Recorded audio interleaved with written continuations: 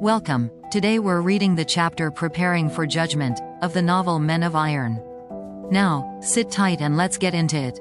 And now, at last, had come the day of days for Miles Falworth, the day when he was to put to the test all that he had acquired in the 3 years of his training, the day that was to disclose what promise of future greatness there was in his strong young body.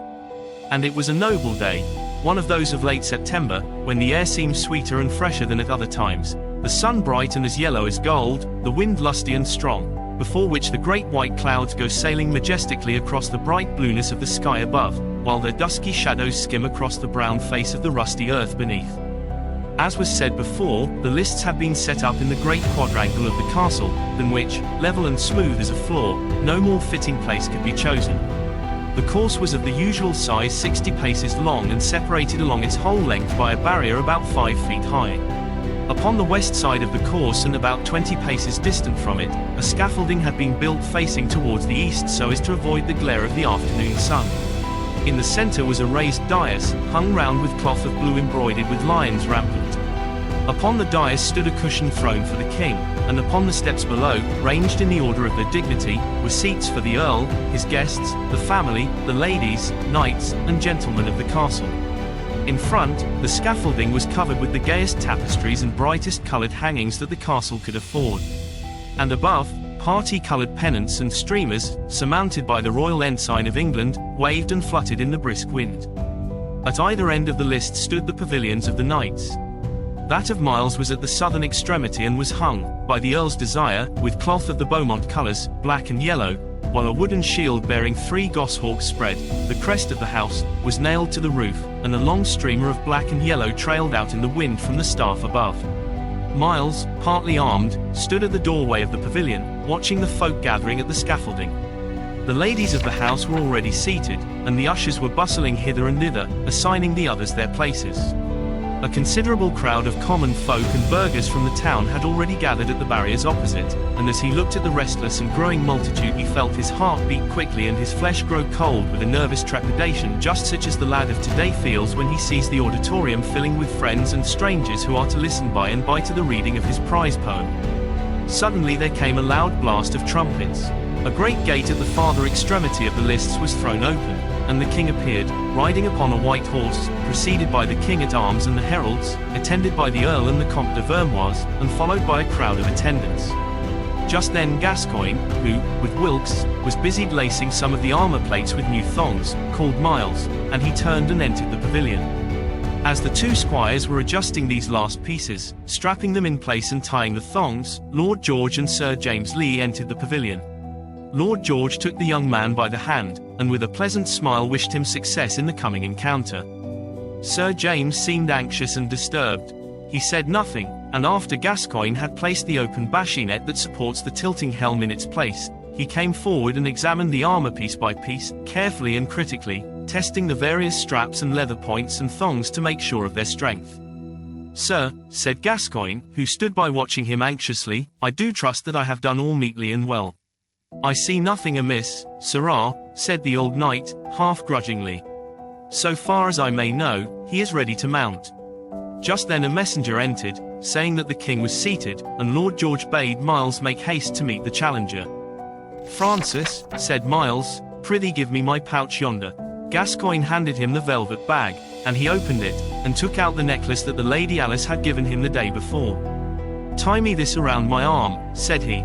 He looked down, keeping his eyes studiously fixed on Gascoigne's fingers, as they twined the thin golden chain around the iron plates of his right arm, knowing that Lord George's eyes were upon him, and blushing fiery red at the knowledge. Sir James was at that moment examining the great tilting helm, and Lord George watched him, smiling amusedly. "And hast thou then already chosen thee a lady?" he said, presently. "Aye, my lord," answered Miles, simply. "Marry, I trust we be so honored that she is one of our castle folk," said the earl's brother.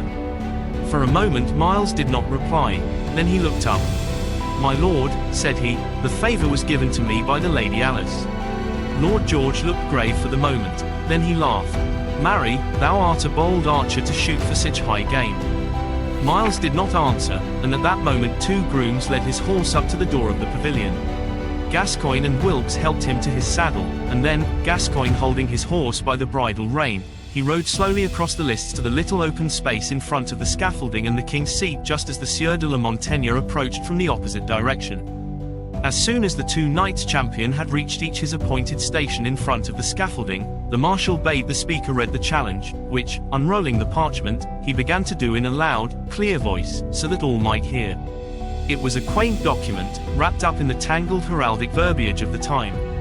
The pith of the matter was that the Sieur Brian Philip Francis de la Montaigne proclaimed before all men the greater chivalry and skill at arms of the knights of France and of Dauphiny, and likewise the greater fairness of the ladies of France and Dauphiny, and would there defend those sayings with his body without fear or attaint as to the truth of the same. As soon as the speaker had ended, the marshal bade him call the defendant of the other side. Then Myles spoke his part, with a voice trembling somewhat with the excitement of the moment, but loudly and clearly enough. I, Myles Edward Falworth, Knight, secreted by the hand and by the grace of His Majesty King Henry IV of England, do take upon me the gage of this battle, and will defend with my body the chivalry of the knights of England and the fairness of the ladies thereof. Then, after the speaker ended his proclamation and had retired to his place, the ceremony of claiming and redeeming the helmet, to which all young knights were subjected upon first entering the lists, was performed. One of the heralds cried in a loud voice, I, Gill Hamerton, herald to the most noble Clarencieux King at Arms, declaim the helm of Sir Myles Edward Falworth by this reason, that he hath never yet entered joust or tourney. To which Myles answered, I do acknowledge the right of that claim, and herewith proffer thee in ransom for the same this purse of 100 marks in gold.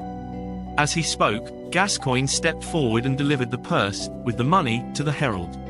It was a more than usually considerable ransom, and had been made up by the Earl and Lord George that morning. Right nobly hast thou redeemed thy helm, said the herald, and hereafter be thou free to enter any jousting whatsoever, and in whatever place. So, all being ended, both knights bowed to the king, and then, escorted each by his squire, returned to his pavilion, saluted by the spectators with a loud clapping of hands. Sir James Lee met Myles in front of his tent. Coming up to the side of the horse, the old man laid his hand upon the saddle, looking up into the young man's face. Thou wilt not fail in this venture and bring shame upon me, said he. Nay, my dear master, said Myles, I will do my best. I doubt it not, said the old man, and I believe me thou wilt come off right well. From what he did say this morning, methinks the Sieur de la Montaigne meaneth only to break 3 lances with thee, and will content himself therewith, without seeking to unhorse thee. Nevertheless, be thou bold and watchful, and if thou find that he endeavour to cast thee, do thy best to unhorse him. Remember also those things which I have told thee 10,000 times before. Hold thy toes well down and grip the stirrup hard, more especially at the moment of meeting. Bend thy body forward, and keep thine elbow close to thy side. Bear thy lance point 1 foot above thine adversary's helm until within 2 lengths of meeting, and strike thou in the very middle of his shield. So, Myles, thou mayst hold thine own, and come off with glory. As he ended speaking he drew back, and Gascoigne, mounting upon a stool, covered his friend's head and bassinet with the great jousting helm, making fast the leathern points that held it to the iron collar. As he was tying the last thong a messenger came from the herald, saying that the challenger was ready, and then Myles knew the time had come, and reaching down and giving Sir James a grip of the hand, he drew on his gauntlet, took the jousting lance that Wilkes handed him, and turned his horse's head towards his end of the lists. Did you enjoy today's chapter of Men of Iron? Why not subscribe and ring the bell?